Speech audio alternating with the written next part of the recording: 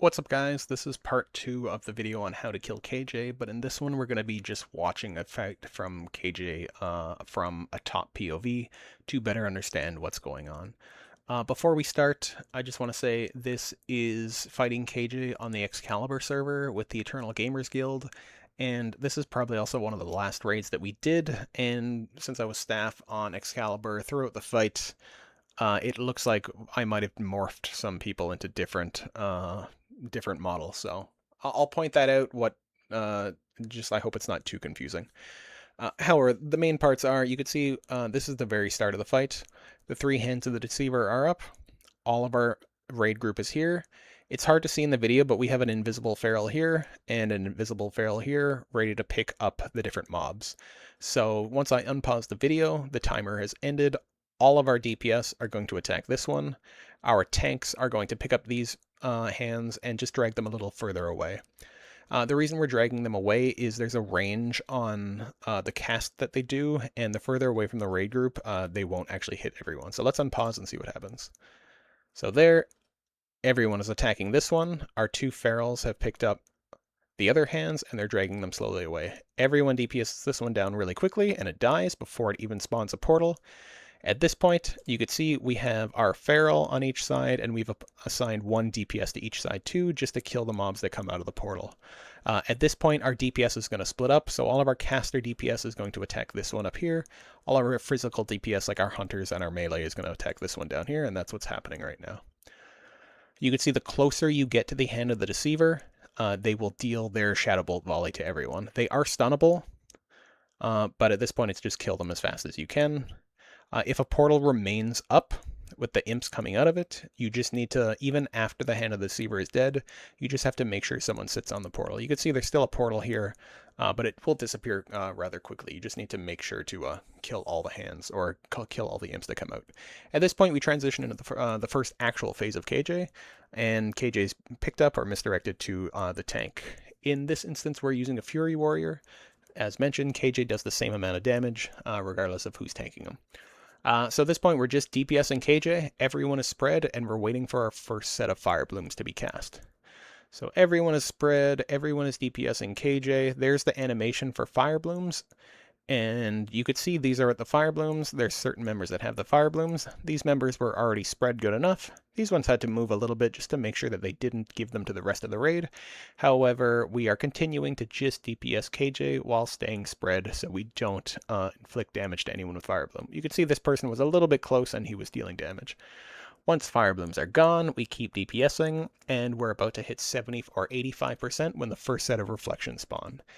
It looks like our first set of reflections are somewhere over here where we can't see behind KJ, but once the reflections come up, a few things are going to happen. Our two feral tanks are going to pick up the reflections and try to drag them as close as can to the middle, so all of our casters can AoE, seed, multi-shot, and so our warrior tank can also come over and cleave off of them as well.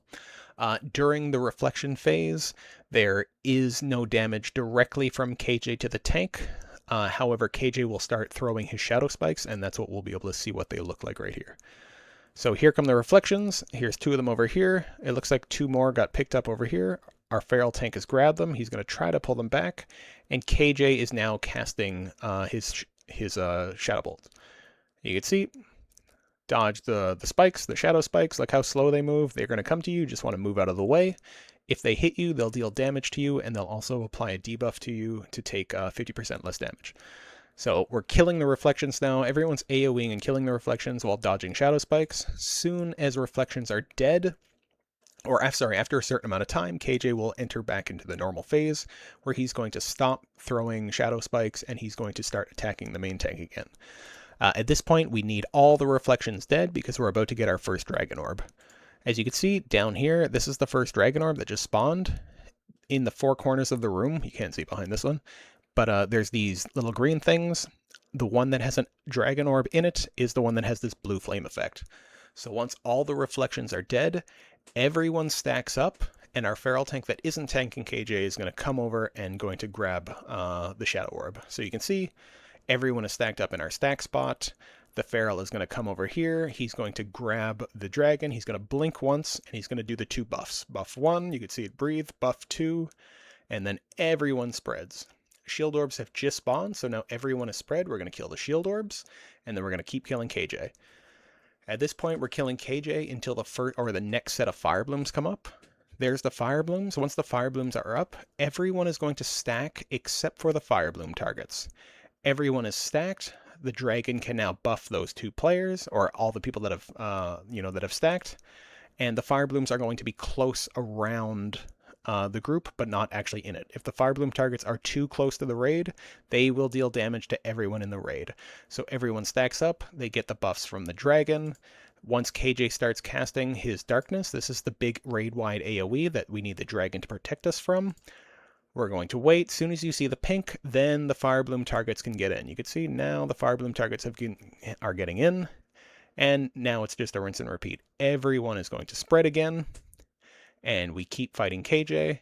We wait for the next set of blooms to happen. Once the blooms happen, everyone stacks for buffs. So here we go. Our dragon is breathing on the people because we might as well use all the GCDs. Fire blooms are out. Everyone except for the fire bloom targets are now restacking. The dragon is now able to buff everyone. And the fire bloom targets are going to stay close enough. So when the next cast comes off, we are close enough to actually... Fuck, I said that wrong. Sorry, that was reflection phase. My bad, reflections. And here's the next phase of reflections. Ignore the spider and ignore whoever the fuck that is. They're just model edits. So now we're back into the reflection phase. We've hit 55%. KJ is once again throwing shadow spikes at people. We are avoiding the shadow spikes. We are AoEing the reflections down. And the dragon at this point is gone. We only have 2 shields, and the dragon will despawn. So once the reflections are down, KJ will then go back to attacking our tank. We are now stacking again, waiting for the next orb to appear. It's going to be in one of the random locations. I just saw our feral run this way. He's going to grab it. He's going to blink once. He's going to blink twice. He's going to buff the entire raid. And then everyone spreads again. At this point, it's still rinse and repeat. However, now we're dropping Armageddons. This is the Armageddon effect. You can see it looks like a fire circle on the ground, and then a big ball comes down, and then the ball hits the ground. It's cast on random raid members. If you see it on you, you have lots of time, but you need to move out of the way. You could see a lot of them come down at the same time, and it's not a few. Melee has to watch out. We're still spreading for fire blooms, and we still have to make sure that the stack spot remains clear, because once KJ starts casting his darkness, everyone needs to stack, and the fire blooms need to be in last, and we need to be protected from the AoE. Then it's rinse and repeat. Everyone spreads again. We're killing shield orbs. We're killing KJ. We're avoiding fire. We're recording Armageddons. And if you have fire blooms, you are making sure you're staying at range or going to the back where the stairs are. The next phase will be at 25%. However, we're going to have one more... Oh, looks like I froze here. We're going to have one more... What'd you call it? We're going to have one more... Wait, what the fuck? Oh, this changed the point of view right here. So we're gonna have one more one more phase. Sorry. This is the same fight. However, we've just now changed into the feral point of view. So we're no longer looking at the top. But you could see we've just hit under 25%. And now we're tanking reflections. So we're grabbing the reflections. We're pulling them close to KJ. The other tank is over here. He's grabbing the reflections. It might be a warrior, but we're grabbing them all together. And we are going to AoE all the reflections down and kill the reflections. KJ is still throwing his shadow spikes. We're dodging the shadow spikes. And we're transitioning into the final phase. So AoE all these down, kill all of these targets. And once the reflections are dead, all 4 dragon orbs are going to spawn. At this point, we use 2 dragons. We use both our off tanks to grab them, or if we only have one off tank, we use one off tank and we assign one other support class to grab a dragon. It just allows multiple buffs at the same time. So this final dragon spawn, all 4 are active. We're each going to grab one.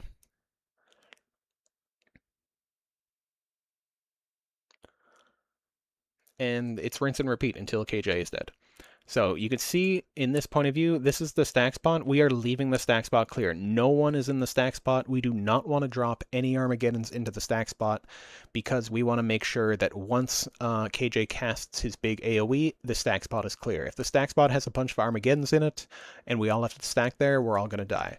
So we're avoiding being in the stack spot. We're staying spread as well as we can for the fire blooms that are still up. You can see the dragons in the stack spot waiting. KJ started to cast. Everyone gets close. Here comes the explosion. 3, 2, 1. You get your buffs from the dragon, and then everyone spreads.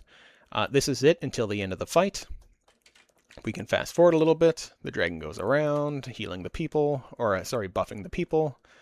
Wait till the next cast. KJ is casting. Everyone gets back to the stack spot, which is clear. The shield goes up. We're protected from the AoE. There's still 2 more dragons left, so after the second shield, you can see the dragon has run out.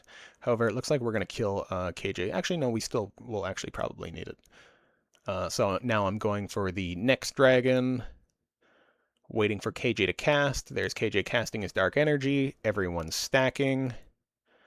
And we put down the shield. We're spreading instantly because it looks there's an Armageddon coming right down, so make sure we spread quick out of the shield if we need to. And we push KJ to the very end. And if we fast forward, that's pretty much it. So even though this kill looked rather messy, looking at all the people that died, and it might be, I didn't actually vet this kill first, I just chose this video at random. However, at least in this video, you can see what the shadow spikes look like. You could see what the shield looks like. You could see what the Armageddons look like. You could see what the KJ cast look like when he casts Dark Energy. You could see what it looks like when he casts Fire Blooms. Hopefully that's useful. There's a lot of stuff going on at KJ, as I said in the previous video. So people will die, but the main thing is avoiding the AoE damage. There's so much AoE damage that's avoidable. Armageddons are fully avoidable. Shadow spikes are fully avoidable. If Fire Bloom is cast on you, you can avoid that damage, but you can avoid other people taking damage from it. Or if Fire Bloom isn't cast on you and there's a Fire Bloom close to you, you can avoid it by just getting away from the person. Right? Reflections have to be dealt with. And that's pretty much it. Kill KJ and get the fucking loot. Okay, thanks guys. See ya. Bye.